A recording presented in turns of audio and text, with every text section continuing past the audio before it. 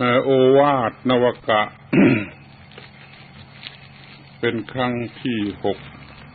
6ในวันนี้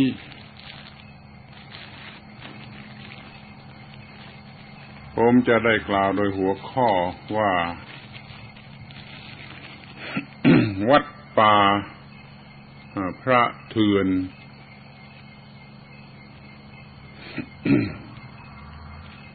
หัวข้ออย่างนี้ช่วยจำง่ายเข้าใจง่ายหรือว่ามันชัดเจนดี เนื่องจากเห็นว่าเวลา ล่วงเข้ามามากแล้วจวนจะออกพรรษาแล้ว ยังอีกสักเดือนหนึ่งเท่านั้นก็คิดว่าควรจะมีการเป็นอยู่อย่างวัดป่าพระเถื่อน ที่ถูกต้องหรือสมบูรณ์กันเสียสักระยะหนึ่ง แล้วต่อไปก็คงจะมีประโยชน์มากคืออาจจะปรับปรุงให้มีความพอเหมาะพอดีได้หลังจากที่ จะได้ลาสิกขาไป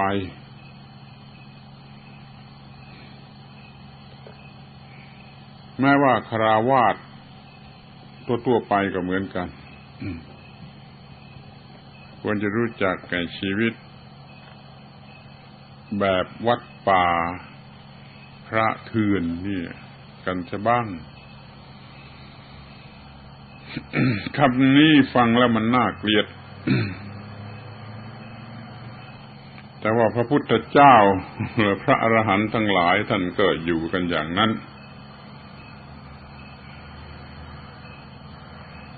ขอให้ทราบว่าวัดวาอารามอาสมอะไรต่างๆนี่เขาอยู่นอกเมืองทั้งนั้นไม่อยู่ในกำแพงเมือง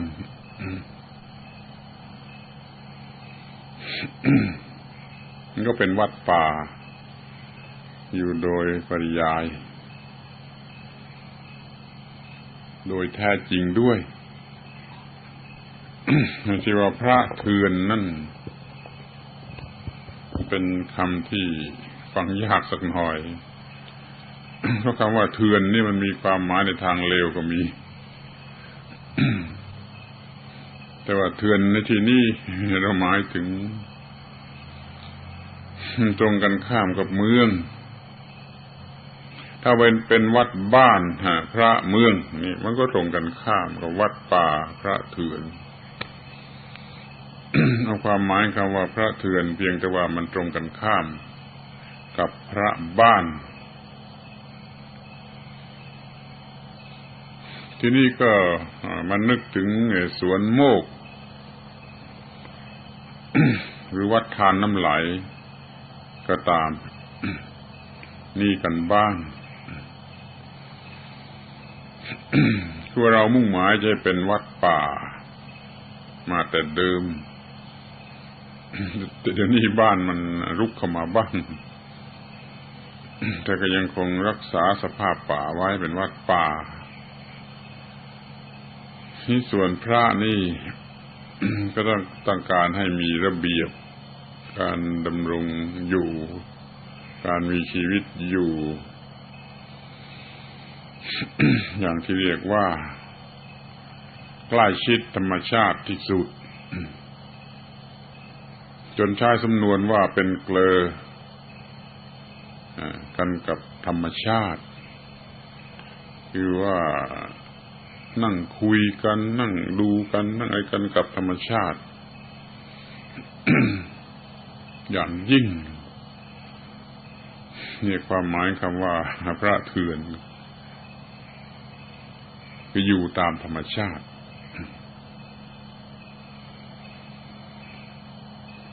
มีคำของผู้ใหญ่ครูบาอาจารย์แต่ก่อนเขาใช้เรียก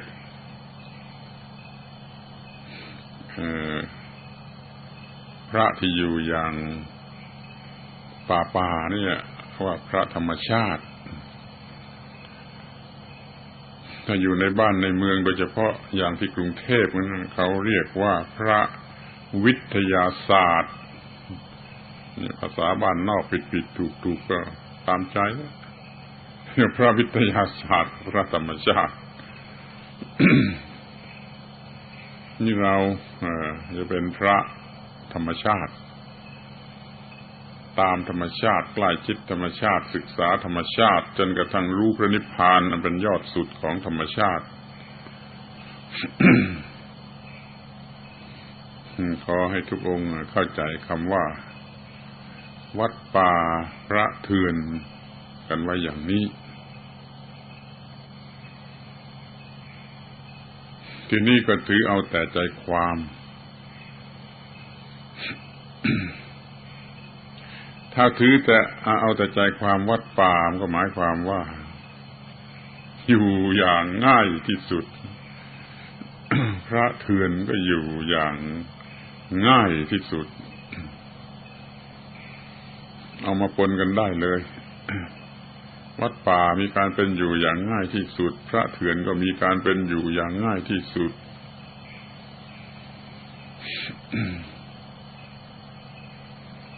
ขอร้องให้ทุกองค์ลอง เป็นอยู่อย่างง่ายที่สุดเท่าที่อยู่กันเวลานี้ก็เรียกว่ายังไม่ได้ง่ายถึงที่สุด อาจจะเกือบถึงที่สุดก็ได้ลองไปปรับปรุงเอาเองใหม่ กว่าจะออกพรรษานี่ต่อไปนี้ก็ให้เป็นอยู่ให้มันง่ายที่สุดยิ่งขึ้นไปอีก ยิ่งง่ายเท่าไรก็ยิ่งเป็นธรรมชาติมากขึ้นเท่านั้นยิ่งเป็นธรรมชาติมากเท่าไรมันก็ไม่มีโอกาสที่จะเกิดตัวกูของกูมากขึ้นเท่านั้นมันก็เลยเป็นของถูกต้องดีงามตามแบบของพระเรานี่ไปโดยอัตโนมัติอันนี้ก็เป็นความจริงแท้และสำคัญที่สุดอยู่ข้อหนึ่งคือว่าอยู่ตามธรรมชาติเถอะ แล้วมันก็จะเป็นธรรมเป็นวินัยหรือเป็นธรรมชาติขึ้นมาเองอยู่ตามธรรมชาติมันใกล้นิพพานกว่าที่จะอยู่อย่างวิทยาศาสตร์เพราะว่านิพพานก็คือธรรมชาติสูงสุดอยู่แล้วคือสะอาดสว่างสงบอะไรก็ตามธรรมชาตินี่ก็อยู่ตามธรรมชาติก็ช่วยให้สะอาดสว่างสงบง่ายขึ้น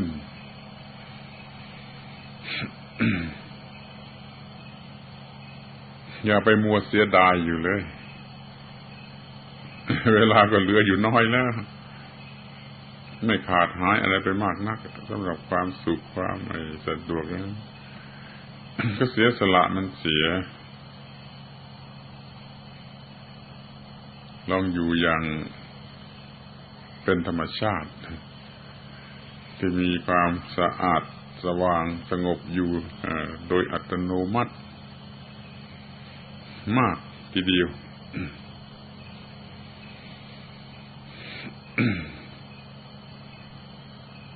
เวลาที่ล่วงมาแล้วมันก็รู้สึกว่ามันมากพอที่จะอ่านหรือที่จะฟังหรือจะรู้อะไรโดยทั่วๆไป เกี่ยวกับการบวชนี่พอสมควร ที่ต่อแต่นี้ก็ทำให้ได้รู้อะไรโดยเฉพาะที่มันจะมีประโยชน์มากที่สุด กันเสียแล้วก็จะหมดเวลาจะบวชนี่ มันจะรู้ไอ้ที่จะมีประโยชน์นี่ครบถ้วนคือโดยทั่วๆไปก็รู้โดยเฉพาะก็รู้ อย่างหลวมๆก็รู้อย่างเคร่งครัดก็รู้จนกระทั่งรู้ว่าพระพุทธเจ้าท่านอยู่อย่างไรเมื่อพูดถึงพระพุทธเจ้าแล้วก็อย่าลืมที่เคยพูดมาหลายหนหลายสิบหนประสูติกลางดินตรัสรู้กลางดินนิพพานกลางดินสอนกลางดินให้เป็นอยู่กลางดินกุฏิมันพื้นดินก็ดิน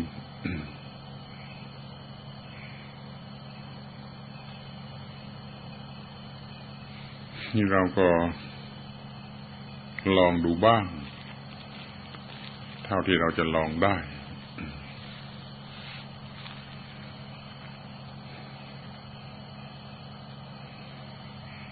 แม้เดี๋ยวนี้เราก็พอจะมองเห็นว่าเรานั่งอยู่กลางดิน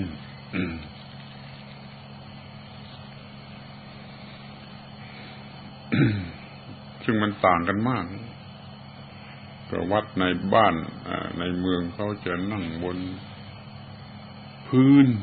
บนเสื่อบ้างบนพรมบ้างแล้วแต่ว่าวัดไหนเขามี สถานะอย่างไรบางวัดก็ปูพรมชั้นดีในโบสถ์อยู่ตลอดกับตลอดกันตลอดเวลาก็นั่งในโบสถ์อย่างนั้นก็นั่งบนพรมเดี๋ยวนี้เรามันนั่งอาสนะของพระพุทธเจ้าก็คือดินบนดิน นี่ก็เป็นตัวอย่างพอเข้าใจว่าธรรมชาตินั้นมันเป็นอย่างไร แล้วมันต่างกันมากอย่างไรผู้ที่ไปนั่งไปเกี่ยวข้องนั้นมันจะมีจิตใจต่างกันอย่างไร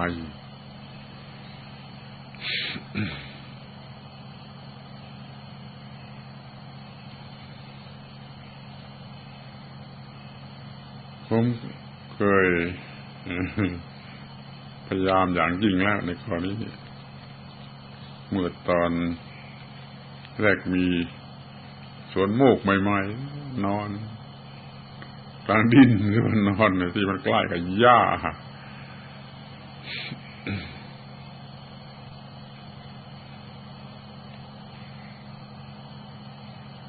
ให้มันดูรถนอนตามริมทะเลบ้างที่ไหนกระทั่งเมื่อนอนในกุฏิไอ้หลังกลางที่ใช้เป็นที่เก็บหนังสือเดี๋ยวนี้สร้างไม่เสร็จใหม่ๆก็อุตส่าห์โผล่มือมาจากหน้าต่างมาคลำหญ้าบอนที่ปลูกอยู่ข้างๆหน้าต่าง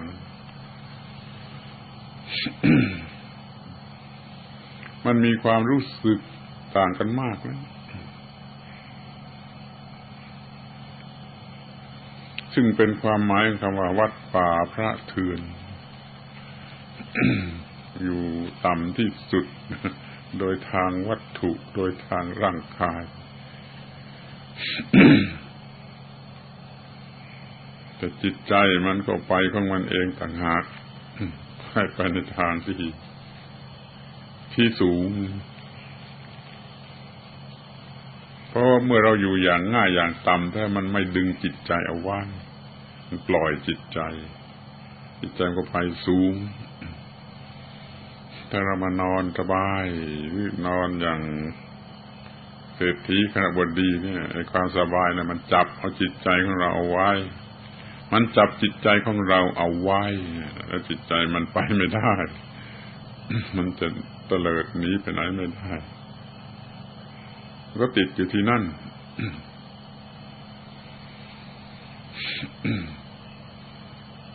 นั่นนอนหรือเป็นอยู่ให้มันต่ำเข้าไว้เพราะไอ้สิ่งต่ำๆนั่นมันไม่จับจิตใจเอาไว้จิตใจมันก็ไปสูง เป็นอยู่ต่ำๆแล้วก็จิตใจมันก็จะไปสูงมีความคิดสูง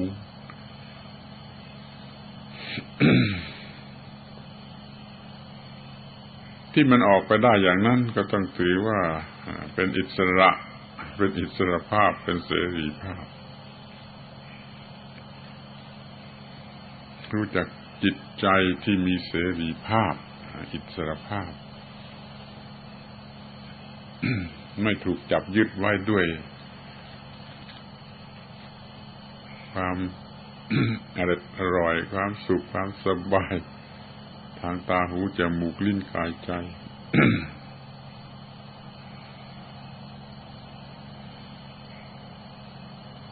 นี่คือเจตนารมณ์ของสวนโมกหรือของการจัดสถานที่อย่างนี้ แล้วเมื่อต้องการอย่างนี้ถึงกับมาอยู่ที่นี่มันก็ควร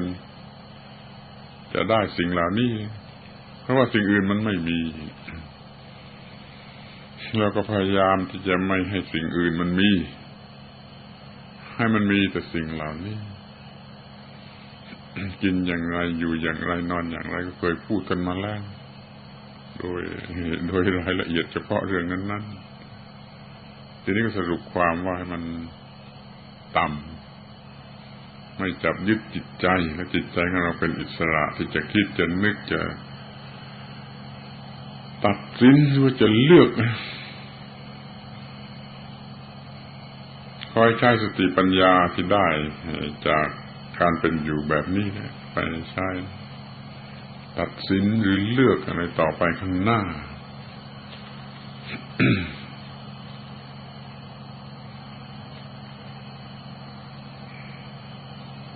ถ้าเกิดที่กรุงเทพ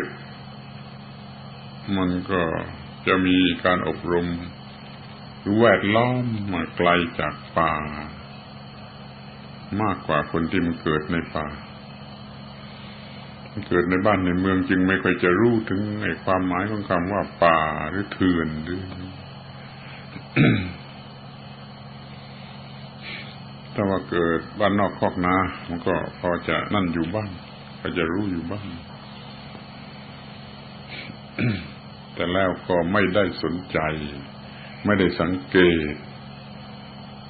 มันต้องทำงานมันต้องมีอะไรไปตามอารมณ์มันไม่ค่อยจะได้สังเกตว่าสงบอย่างไรสะอาดอย่างไรบางทีมันจะไม่พอใจซะด้วยแม้ว่าเราจะเกิดบ้านนอกคอกนาแต่จิตใจของเราไม่ชอบก็คอยแต่จะมุ่งหม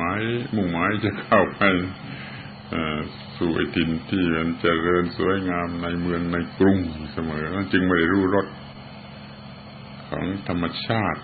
ของป่าทั้งที่เกิดอยู่ในป่าทั้งที่เปื้อนอยู่กับโคลนเพราะจิตใจถูกแวดล้อมอย่างอื่นเดี๋ยวนี้บวชก็ไม่ต้องทำงานอย่างฆราวาสจิตใจก็มีโอกาสที่จะรู้รสมันสงบเงียบของธรรมชาติที่เป็นเหตุให้จิตใจมันอิสระได้ก็ควรจะใช้โอกาสนี้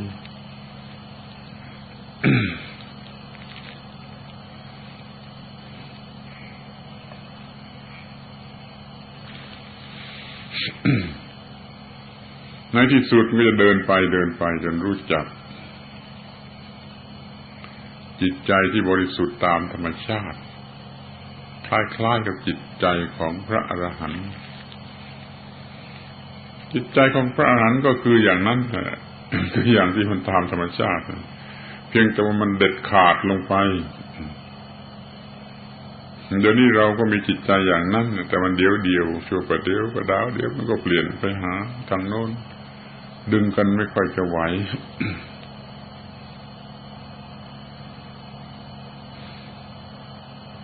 ก็พยายามที่จะเข้าสู่หัวใจของธรรมชาติ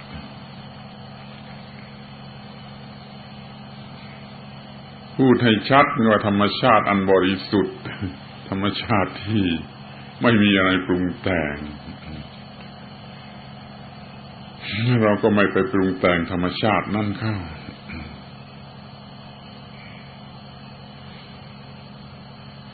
มันเป็นอยู่อย่างง่ายอย่างต่ำอย่างจืดอย่างสงบอย่างเย็นอย่างแล้วแต่จะเรียก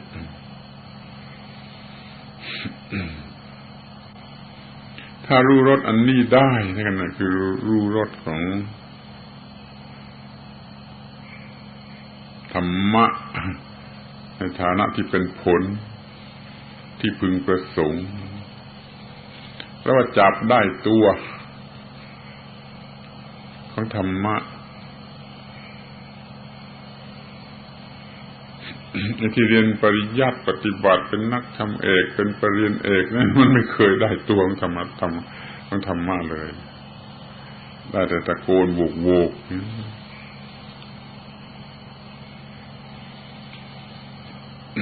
ถ้าอย่างไรก็จับให้มันได้ตัวของธรรมะมันก็จับปูจับกุ้งจับปลา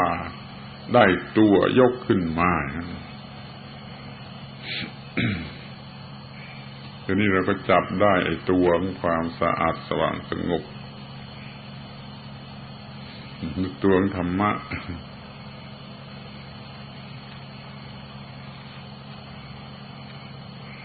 แม้จะได้ชั่วคราวก็ยังดียังได้จับตัวได้ยังเห็นตัวได้ดีกว่าไม่เคยจับได้หรือไม่รู้ไม่เห็นเอาเสียเลย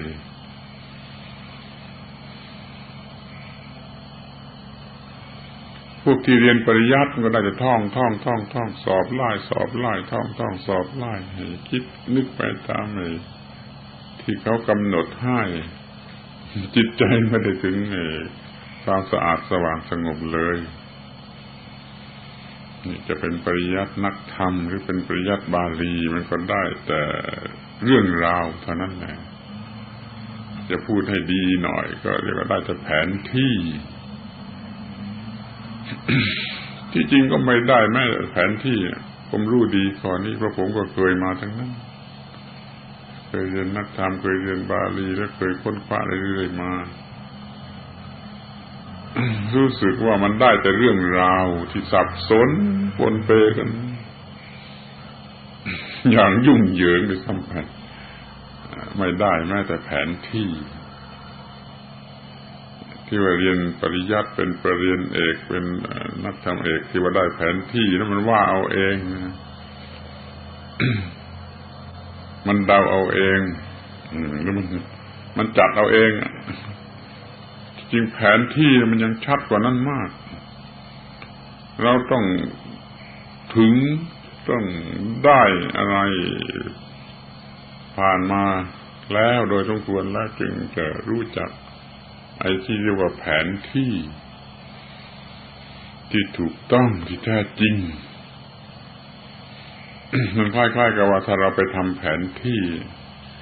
เราต้องตะลุยทั่วถิ่นนั่นหมดแล้วเราจึงจะเขียนแผนที่ได้ ถ้าเขียนเรามันก็ยุ่งหรือว่าเขียนให้หมดมันก็ยิ่งยุ่งเนี่ยนักปริยัติที่มันเรียนจบปริยัติมันก็ได้แผนที่ปริยัติที่ยุ่ง ยุ่งเพราะอธิบายผิดก็มีเขาจำมาผิดก็มีเขาสอนกันมาผิดก็มีเยอะแยะไปหมดโดยเฉพาะก็ตีความผิดก็ไม่รู้แผนที่อะไรทีนี้มันก็แผนที่ตามตัวหนังสือในตำราเรียนก็ยุ่งไปตามแบบนั้นเพราะมันปนกันไปหมด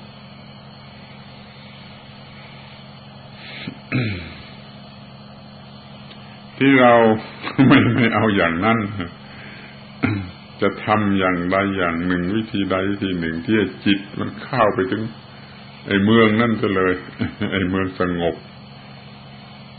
ไอ้ภาวะสงบไอ้ธรรมชาติอันสงบมันลัดแผนที่เข้าไป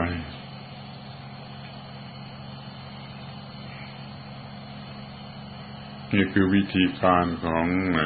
วัดป่าพระเถื่อนคอยจ้องอยู่แต่จิต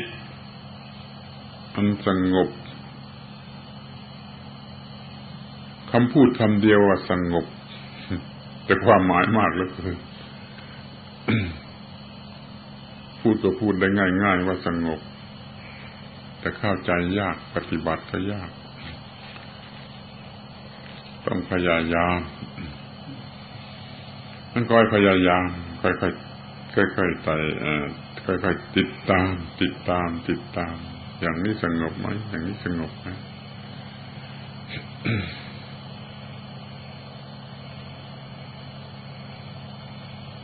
คำว่าสงบมันก็คือไม่รบกวนไม่กระวนไม่กระวายไม่ระส่ำระสายไม่เร่าร้อนไม่เจ็บปวดไม่เสียบแทง จำความหมายเหล่านี้ไว้ก่อนที่จิตของคนมันก็ถูกรบกวนถูกทิ่มแทงเผาลนด้วยความต้องการด้วยความสงสัยด้วยความกังวลด้วยความหวังประเภทที่มันสร้างขึ้นมาในอากาศนี่มักจะมีอยู่ตลอดเวลาก็ต้องปัดเป่าไปเสีย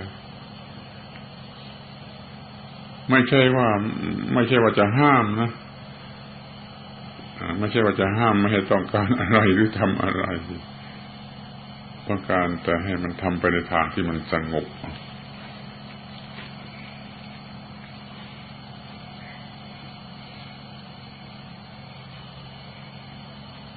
บางคนอาจจะคิดว่ามันขัดกับการเป็นอยู่ของมนุษย์ในโลกฟังดูเพลินๆมันก็เป็นอย่างนั้นเมื่อมนุษย์ในโลกเขาไม่ต้องการความสงบก็ต้องการความกระตุ้นต้องการภาวะที่ถูกกระตุ้นให้รู้สึกเพลิดเพลินทางตาทางหูทางจมูกทางอะไรก็ทุกทางเลยก็ต้องการให้ได้รับการกระตุ้นไม่ต้องการให้มีความสงบอย่างนี้มันก็พูดกันยากหน่อยแล้วก็ไปเลือกดูไอ้ความกระตุ้นหรือความที่ว่ามันมีกิเลสคอยผลักไสคอยจับเชิดอะไรอยู่เรื่องเป็นอย่างไรก็ตั้งคำถามว่ามันจะไปไหนกันจะไปถึงไหนกันมันก็ไปไม่มีที่สิ้นสุดเราอาจจะหาประโยชน์เก็บเงินเก็บทองหาประโยชน์อะไรได้จากการที่มนุษย์เขาต้องการอะไรไม่มีที่สิ้นสุดนี่ก็เป็นการฆ่าไปหาอะไรได้จากการที่มนุษย์ต้องการอะไรไม่มีที่สิ้นสุดก็เลยรวยทำตามกันไปไอ้พวกที่มันร่ำรวยมันก็ต้องการไม่มีที่สิ้นสุดเราก็ตามหลังไปโดยต้องการกันไม่มีที่สิ้นสุดแล้วโลกมันจะเป็นอย่างไรนั่นคือในบ้านในเมืองมันตรงกันข้ามกับวัดป่าพระเถื่อนหรือในป่าในดงจึงต้องการในความหยุดเย็นหรือสงบ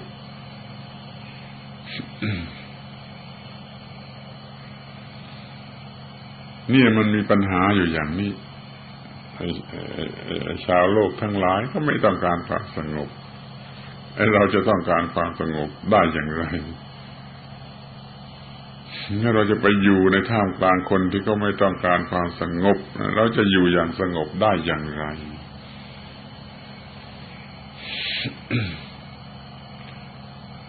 จะไปอยู่อย่างผู้ทำการฆ่าหาประโยชน์จากคนที่ไม่ต้องการสงบนั่นมันอีกแบบหนึ่งนะ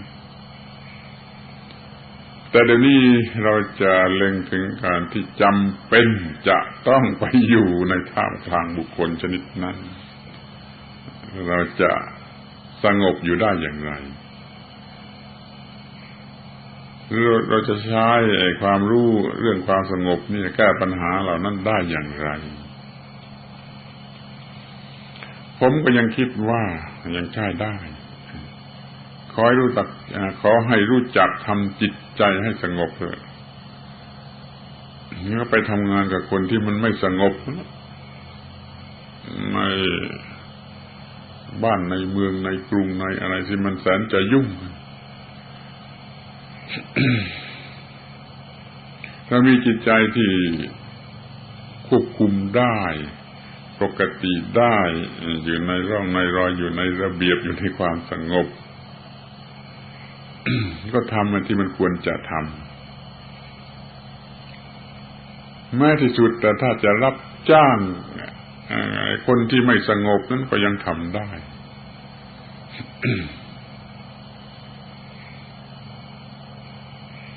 เรื่องในคัมภีร์มันก็ยังมีถึงกับว่าพระโสดาบันผู้หญิงมีสามีเป็นนายพรานนี่มันก็ยังอยู่กันได้คงฟังแล้วก็ไม่น่าเชื่อและคงจะไม่ค่อยมีใครเชื่อแต่ในพระคัมภีร์มันมีอย่างนั้น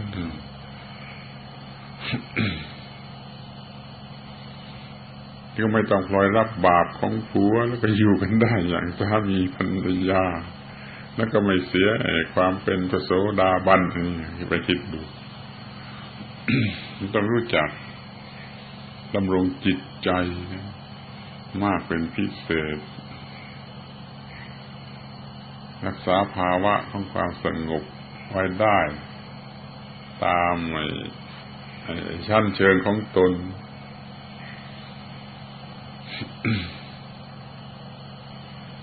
งั้นลองหลับตาเห็นภาพคนหนึ่งมันปกติยิ้มอยู่ได้ แล้วก็ทำงานกับอีกคนหนึ่งซึ่งเหมือนกับยักษ์กับมารอยู่ตลอดเวลานี่จะทำได้ยังไง ผมมาทำได้ถ้าคนที่มันเป็นคนสงบมันมีความสงบมันฝึกฝนไว้พอมันทำได้เหมือนกันแต่มันคงไม่อยากทำด้วยมันคงไปหาที่อื่นทำมากกว่า นี่เราพูดสำหรับจะเปรียบเทียบว่าถ้าทำมันก็ทำได้ มันเป็นคนที่มีจิตใจมั่นคงปกติไม่มีใครทำอะไรหวั่นไหวได้ แต่ถ้าจะใช้ทำชั่วมันก็คงไม่ทำมันก็คงหนีไปเสีย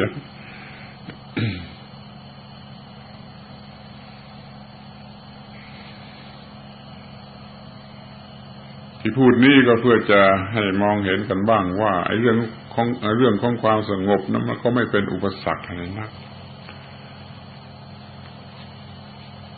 แล้วมันจะมีประโยชน์ตรงที่ว่ามันจะค่อยๆแก้ไขไอ้พวกที่ไม่สงบนะให้มันเกิดสงบขึ้นมาหรือรักสงบกันได้บ้างรักสงบกันยิ่งขึ้นแล้วมันจะได้บุญโดยไม่รู้ตัว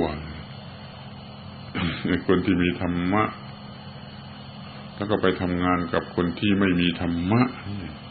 ถ้าทำไปด้วยกันได้เนี่ยมันจะได้บุญโดยไม่รู้ตัวมันจะแก้ไขไอ้คนที่ไม่มีธรรมะนั่นแหละให้มันมีธรรมะขึ้นได้เรื่อยๆผมก็ยังสังเกตเห็นนะคนบางคนไปเป็นคนใช้ไปเป็นเสมียนพนักงานก็ตามเขาเป็นคนสงบเสงี่ยมมีธรรมะมันก็ทำให้นายหรือผู้บังคับบัญชาซึ่งเป็นคนฉุนเฉียวพลุนพลันไม่ค่อยมีธรรมะนั้นมันเย็นลงบ้างเหมือนกัน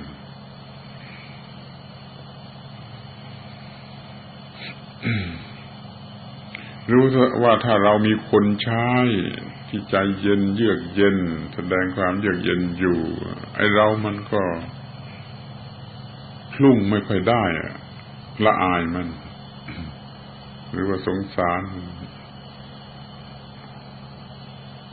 น่าจะเด็กวัด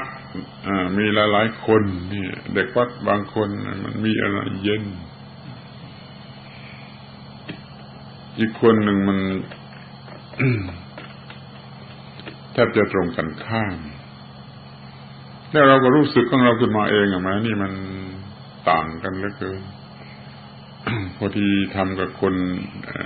เด็กวัดคนโน้นต้องทำอีกอย่างพอทำกับเด็กวัดคนนี้เราเองก็ยังต้องทำอีกอย่าง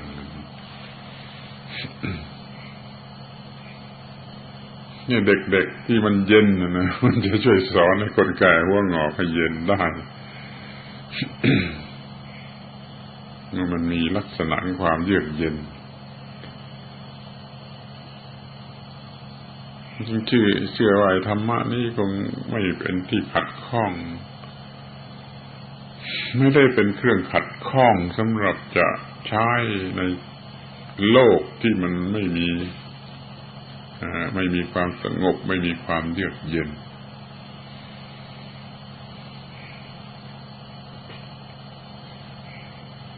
พระองค์หนึ่งออกมาจากวัดป่าพระเถื่อนที่ถูกต้อง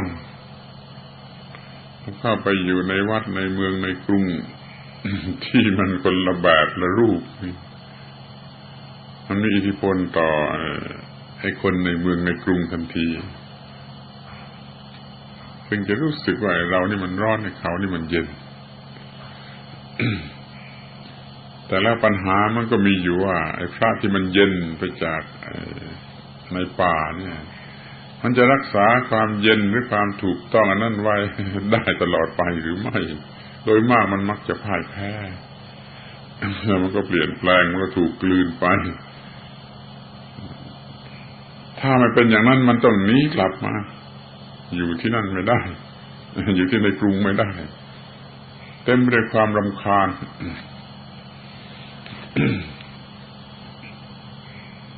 ก็คงจะไม่เสียหายอะไรมั้งเพราะว่าโลกนี้มันก็ควรจะเลือกได้เมื่อเราต้องการความสงบมันก็มีสิทธิที่จะไปเลือกหาที่มันสงบถ้าไปอยู่ที่ตรงไหนมันก็จะ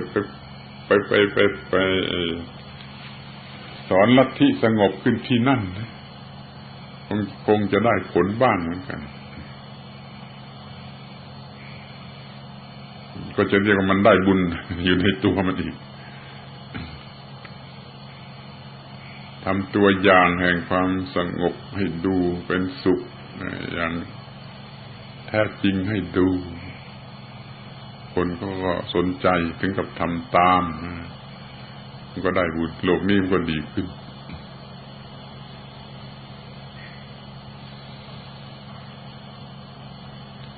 ถ้าพูดถึงพระอรหันต์หลักเกณฑ์ต่างๆมันก็มีแสดงอยู่ว่าท่านร้อนอีกไม่ได้ท่านจะให้ไปอยู่ในเมืองในกรุงในที่มันยุ่งเหยิงก็ไม่ตายแล้ว ไม่ถึงกับตายแต่คงรำคาญเหลือทนก็ต้องหนีไม่ได้บางทีจะตาย แต่ผมว่าไม่ตายเพราะมันปรับปรุงจิตใจข้างในได้อย่างไม่น่าเชื่อไม่ต้องไปร้อนกับเขาแต่เนื่องจากมันรำคาญแล้วมันจะไปทนรำคาญอยู่ทำไมก็หลีกไปหาที่พอเหมาะสม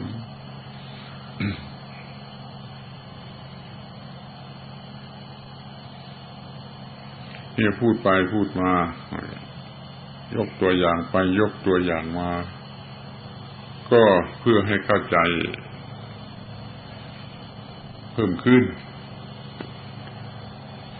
เรื่องวัดป่าพระเถื่อนอยู่กันอย่างวัดป่าพระเถื่อน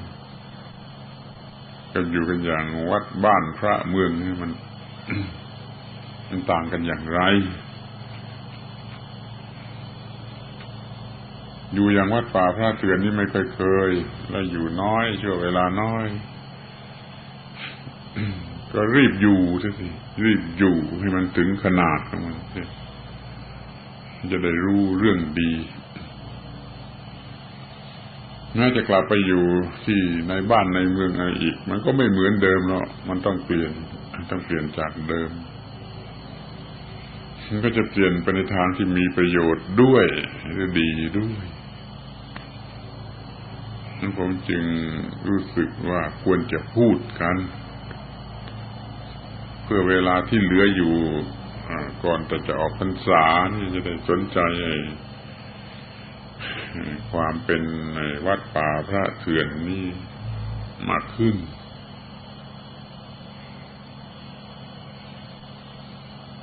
ในระยะแรกตั้งต้น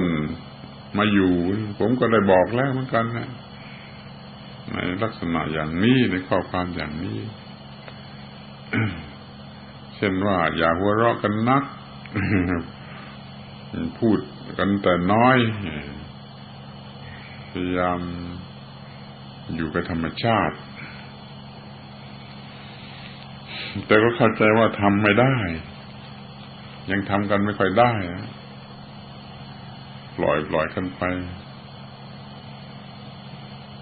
ทีนี้มันก็ได้ผ่านมาพอสมควรแล้วมันก็ควรจะได้หรือได้บ้างได้มากขึ้นเรียกว่าอยู่อย่างพระนั่นเองให้มันมากขึ้นเพื่อจะได้รู้รสของความเป็นอยู่อย่างพระซึ่งเรียกว่าวัดป่าพระเถื่อนนะอย่างพระเถื่อน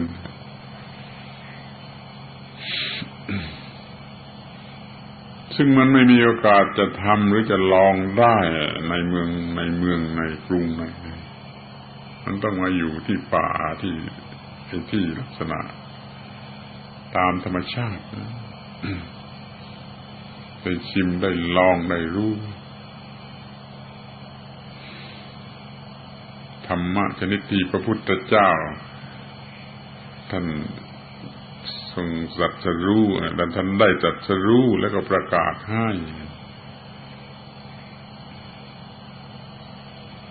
ถ้าไม่อย่างนั้นเราจะบวชทำไม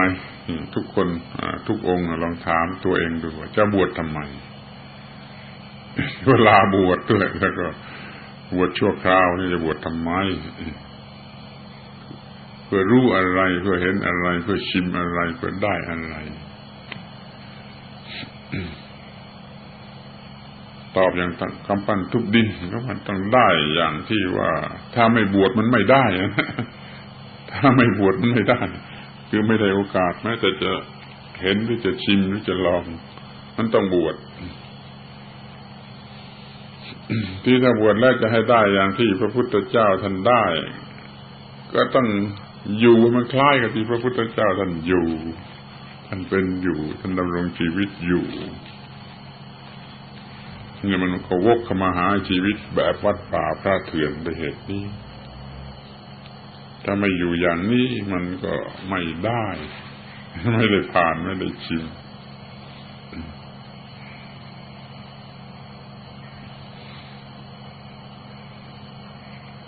นี่หมายความว่าผู้นั้นยอมรับแล้วนะเชื่อแล้วเห็นแล้วว่าพระพุทธเจ้าเป็นพระพุทธเจ้าเป็นบุคคลสูงสุดรู้สิ่งที่ดีที่สุดที่มนุษย์ควรจะรู้และเราอยากจะรู้ของท่านด้วยเราจึงมาพยายามอย่างนี้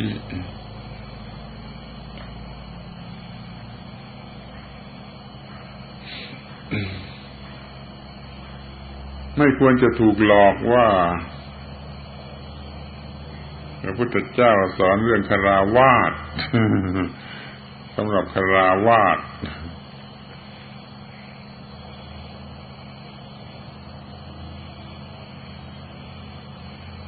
ถ้าสอนเรื่องคฤหัสถ์มันก็ไม่ต้องมีพระพุทธเจ้าพวกใครๆก็สอนได้อยู่แล้วก็สอนดีอยู่แล้วแม้ว่าบางครั้งพระพุทธเจ้าจะได้ตรัสสอนเรื่องคฤหัสถ์คฤหัสถธรรมมันก็เป็นส่วนธรรมอยู่นั่นแหละไอ้ธรรมชนิดที่เป็นคฤหัสถ์ที่จะดึงไปหาธรรมที่ดึงไปหานิพพานอยู่นั่นแหละคฤหัสถ์ตามปกติเขาก็สอนกันดีอยู่แล้วถ้าพระพุทธเจ้าช่วยสอนเรื่อง ฤหัสถ์ท่านก็จะสอนแบบของฆราวาสถ์ที่เตรียมพร้อมที่จะไปหาธรรมหานิพพานมันก็เลยวกกลับมาหาเรื่องนี้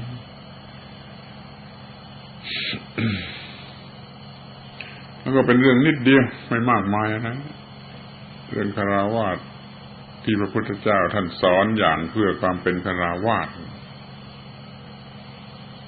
แต่ที่ท่านประสงค์จะสอนด้วยความพอพระทัยของท่านสอนเรื่องสุญญตา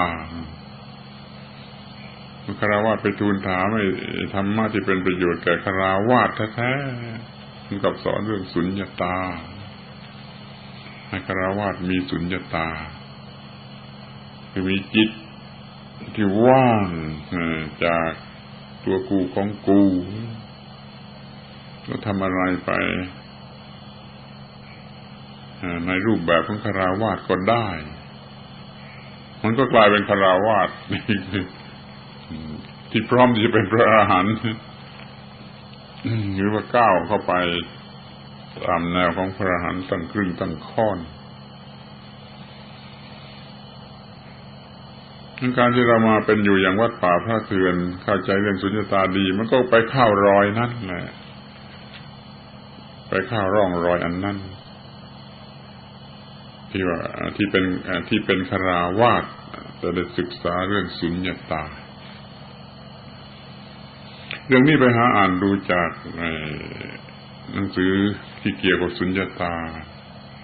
ที่เขาพิมพ์มันขึ้นเยอะแยะแล้วสอนสุญญตากับฆราวาสถ์อย่างไร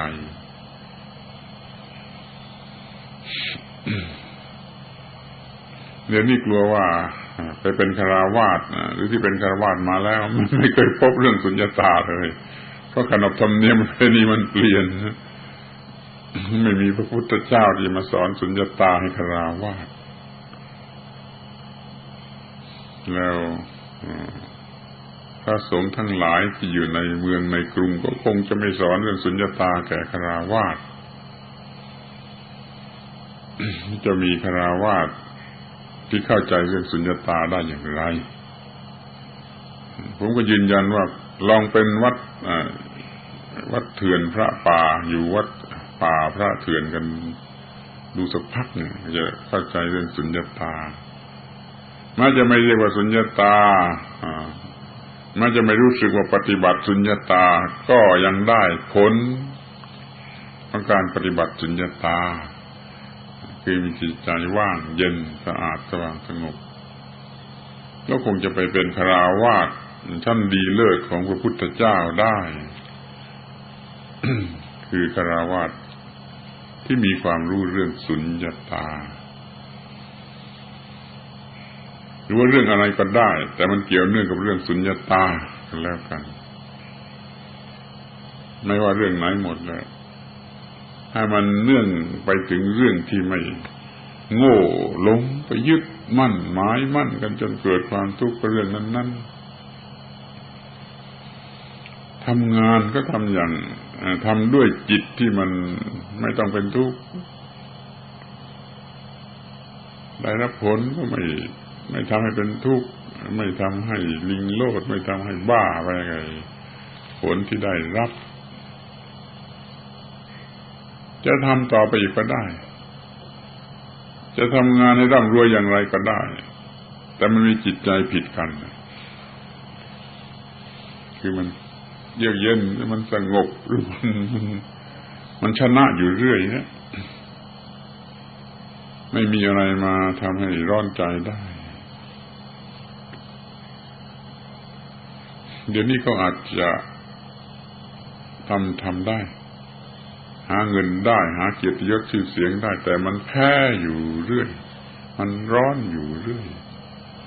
มันถูกกระทำให้ร้อนอยู่เรื่อยมันจะดีอะไร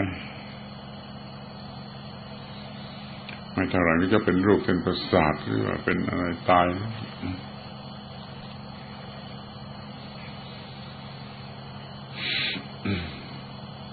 มันน้อยคนที่ว่ามันจะเป็นไปเองโดยธรรมชาติอย่างที่เรียกว่าเผอิญเป็นหรือฟลุก ว่าคฤหัสถ์จะมีจิตใจเยือกเย็นตรงตามหลักธรรมะได้เองมันก็มีได้เหมือนกันนะไม่ใช่มันเหลือวิสัยหรือว่าใช่ว่าจะเป็นผิดวิสัยแต่มันน้อยมากมันมีอะไรแวดล้อมดีมันมีกรรมพันธุ์ดีหรือว่าเผอิญมันมีระบบประสาทมันสมองที่ธรรมชาติมันสร้างมาเพื่อความเป็นอย่างนั้นมันก็ได้เหมือนกันแต่เราหวังไม่ได้เพราะว่ามันน้อยนักแปลว่าเราเกิดมาอย่างธรรมดากันแล้วกันเราจะทำอย่างไรให้มันกลายเป็นบุคคลที่พิเศษขึ้นมาคือมีความทุกข์ไม่เป็นมันจะเป็นอย่างไรไปก็มันมีความทุกข์ไม่เป็นร้อนไม่เป็นถ้ามั่งมีหรือจะยากจนมันก็ร้อนไม่เป็นแล้วใครจะรับประกันได้ว่าคนมั่งมีจะมั่งมีตลอดไปหรือคนยากจนมันจะยากจนตลอดไปมันเปลี่ยนแปลงอยู่เรื่อยยิ่งโลกสมัยนี้ด้วยแล้วก็ยิ่งเปลี่ยนแปลงได้ง่ายที่สุดรวดเร็วพลุ่นพลันเกี่ยวกับความก้าวหน้าของมนุษย์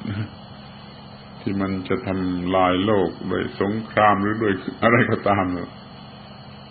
อย่างรวดเร็วรุนแรง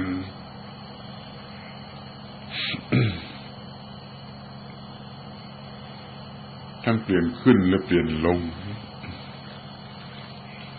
ก็อย่าให้มีร้อนก็ดีสงครามมันจะเกิดขึ้นมันจะถูกกวาดล้างชีวิตไปหมดทั้งโลกมันก็ไม่มีความหมายอะไรมันยังหัวเราะได้อยู่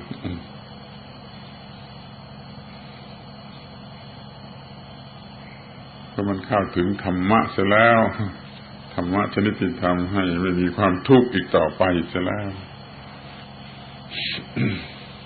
มันก็ไม่มีปัญหาอะไรเลยยากจนด้วยเหตุจำเป็น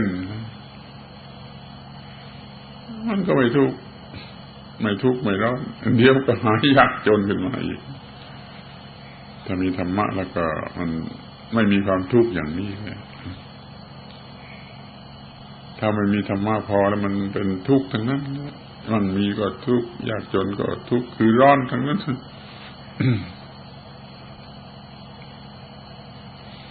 มันเอาข้างที่ว่าไม่ร้อนไม่ทุกข์เลยเนี่ยไว้ก่อนดีกว่าผมจึงขอให้รีบศึกษารีบทดลองรีบค้นคว้าให้พบไอ้จุดที่มันทุกข์ไม่เป็นร้อนไม่เป็นนี่กันจะให้มากๆเข้าไว้เพื่อชีวิตต่อไปข้างหน้าในอนาคตนั้นมันจะร้อนไม่เป็นร้อนน้อยที่สุดหรือว่าร้อนแล้วสลัดไปได้โดยเร็ว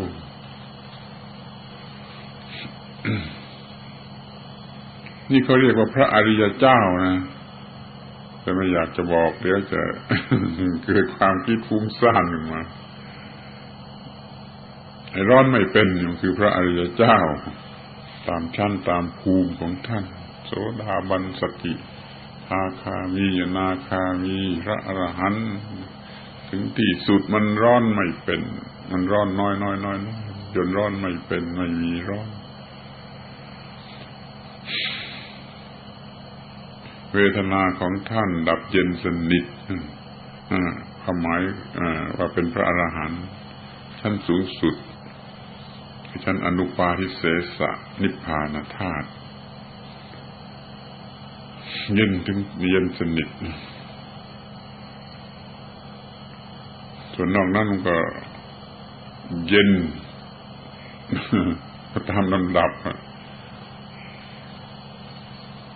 แม้จะร้อนมันก็ไม่ใช่ร้อนอย่างบุถุชนร้อนบุถุชนมันร้อนอย่างมันก็เอาไฟลนเอาน้ำร้อนราด พระอริยเจ้าที่ชั้นต้นๆท่านก็จะรู้สึกร้อนบ้างเหมือนกันแต่ก็ไม่ร้อนชนิดที่ปุถุชนร้อน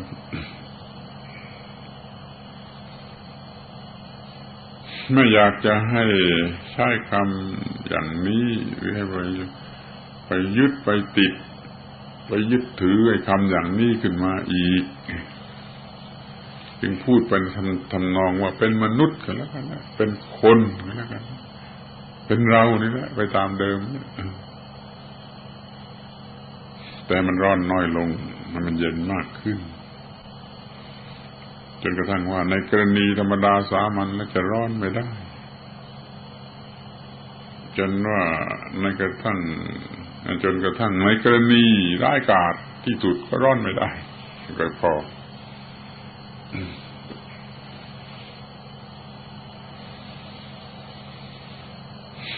มีพระบาลีพระพุทธภาษิต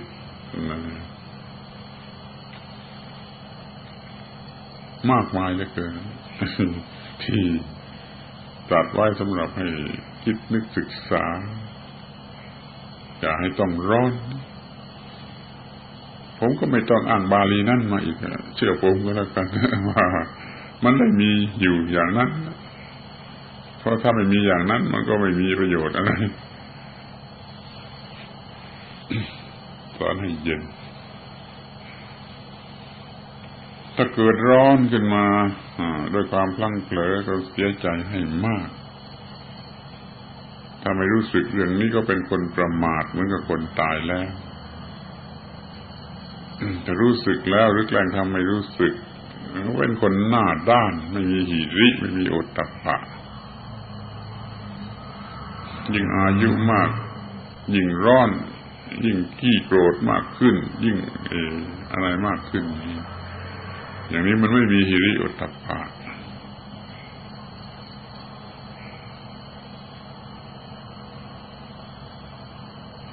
ต้องรู้จักละอายและกลัวนี่สิ่งที่น่ากลัวที่สุดคือเป็นมนุษย์ที่ร้อนเป็นคนโง่เป็นคนหลงเป็นคนเต็มไปด้วยกิเลสไม่เรียกว่ามนุษย์ได้เลยเรียกว่าคนโง่คนพาล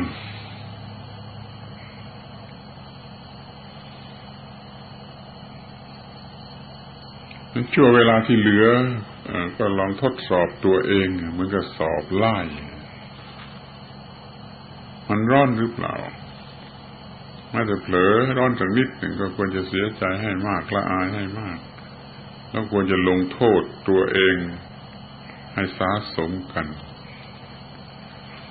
ทำได้โดยไม่ต้องให้ใครรู้ก็ได้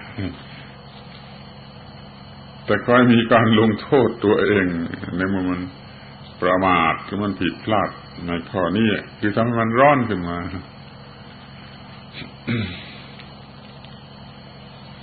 ต่อไปมันก็จะเปลี่ยนแปลงที่มันจะระวังได้ดีขึ้น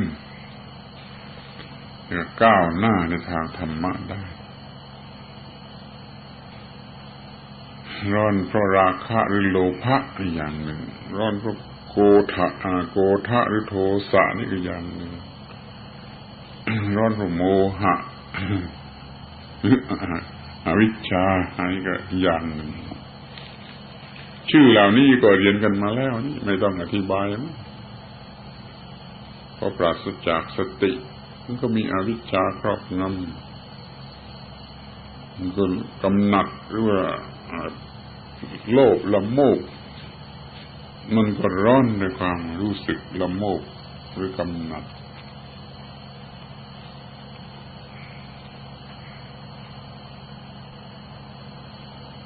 ถ้าว่ามันเป็นเรื่องที่ทำให้โกรธให้เกลียดมันก็โกรธเกลียดขึ้นมาก็ร้อนด้วยความโกรธนะความไม่ชอบความอาฆาตที่ในบางกรณีเราไม่รู้ต้นปลายสาเหตุไม่รู้ว่าอะไรไม่รู้ว่าแม้ว่าตัวเองต้องการอะไรตัวเองควรจะต้องการอะไรก็สงสัยไปหมดไม่มีความแน่ใจลงไปว่าชีวิตนี้มันเป็นอย่างไร มันควรจะได้อะไรมันควรจะดำรงอยู่อย่างไรนี่ก็ไม่รู้ก็เป็นโมหะมันก็ร้อนเหมือนกัน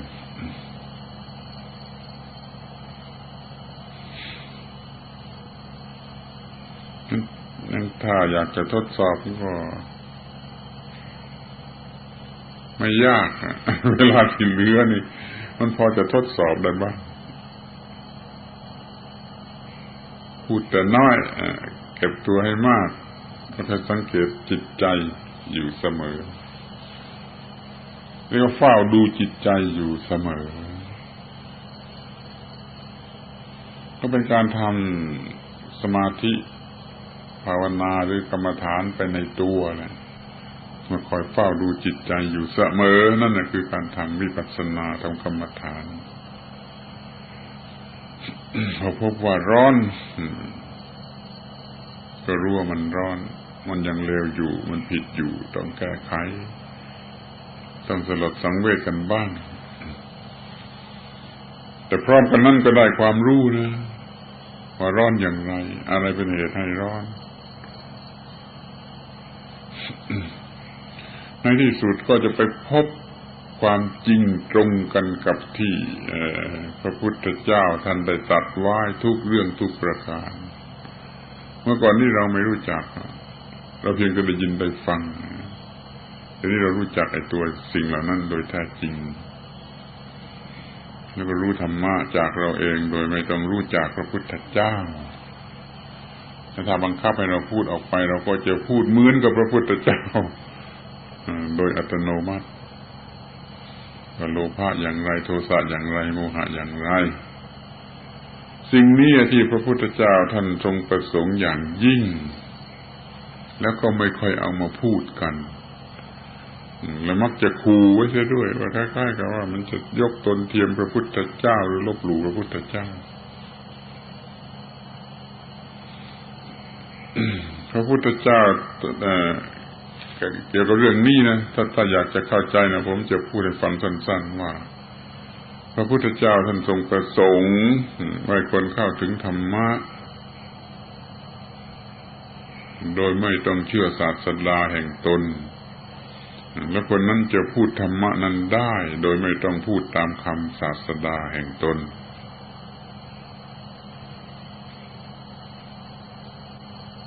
ฟังถูกไหม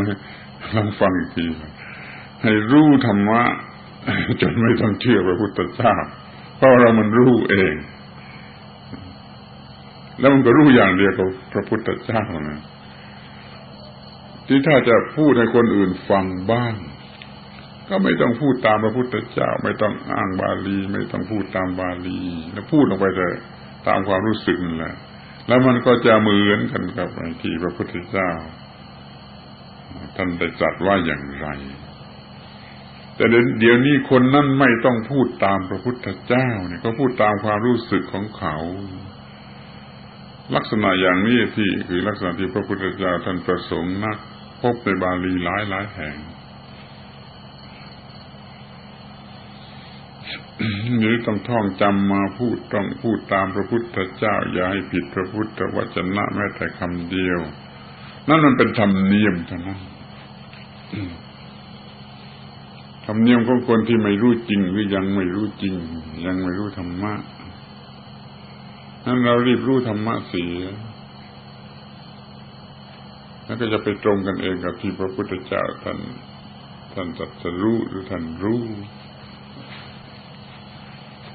เราก็พูดออกไปได้ตามที่รู้แล้วก็ไปตรงกับที่พระพุทธเจ้าท่านตรัส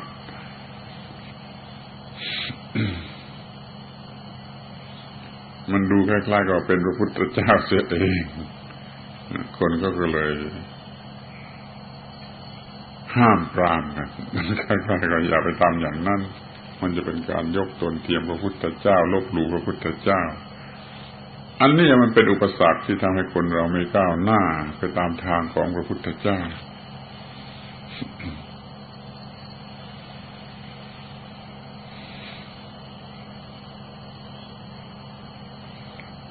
เอาละเป็นว่าเราศึกษาธรรมะจากภายใน ด้วยการที่อยู่ในท่ามกลางธรรมชาติที่เปิดเผยที่แสดงความจริงอยู่ตลอดเวลา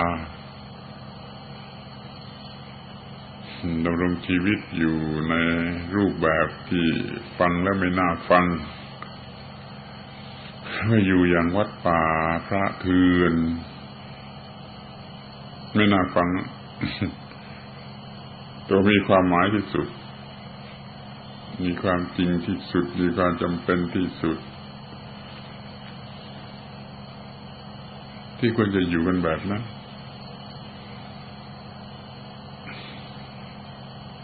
จนกว่าจะลาสิกขาคือเปลี่ยนวิถีของชีวิตเป็นอย่างคฤหัสถ์แต่ก็มีอันเนี้ยติดไปด้วยความรู้ความเข้าใจความแจ่มแจ้งต่อธรรมะที่ทำให้ร้อนไม่เป็นเนี่ยมันติดไปด้วย เพราะมันมาอบตัวกับความเย็นจนรู้เรื่องเย็นทำผิดไม่ได้ทำให้ร้อนไม่ได้ก็คงจะเย็นยิ่งขึ้นไปเพราะมันเป็นสิ่งที่ดึงดูดอยู่ในตัวมันเองแล้วคือความไม่ทุกข์นั่นขอให้จำคำสั้นๆไว้กันลืมว่าวัดป่าพระเถื่อนเป็นเครื่องอยู่ของบุคคลที่อยากจะเข้าถึงพระพุทธเจ้าโดยเร็ว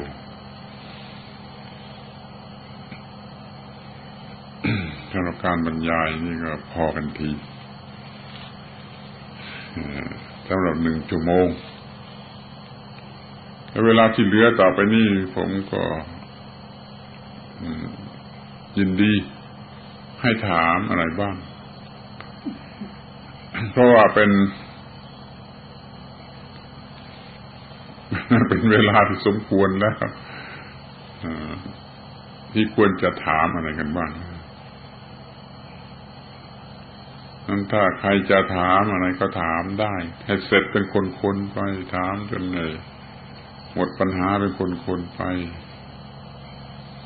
ในปัญหาที่ควรจะถามถ้ามีอะไรจะถามก็ถามได้ถ้าวันนี้นึกไม่ออกนึกไม่ทันวันหลังๆก็ขอให้ทราบไว้ว่าผมเปิดโอกาสให้ถาม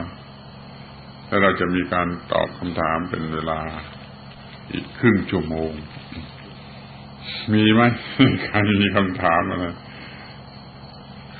หัดใจมันเย็นนั่นแหละความสงสัยมันเกิดไม่ได้ปัญหามันเกิดไม่ได้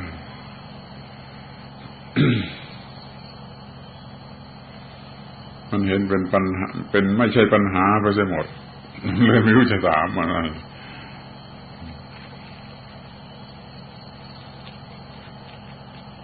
ถ้าจิต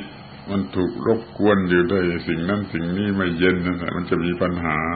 มากสลอนสำหรับจะถาม นิมนต์ดิใครมีปัญหาจะถามซักก็เรียกว่าซักตั้งไมโครโฟน2 อันหันล่างมันนั่งเสียบไมโครโฟน2 อันตั้งรับทางเอาแล้วถ้าไม่มีถามก็ปิดประชุมเถอะเตรียมไว้พรุ่งนี้คุณมาถาม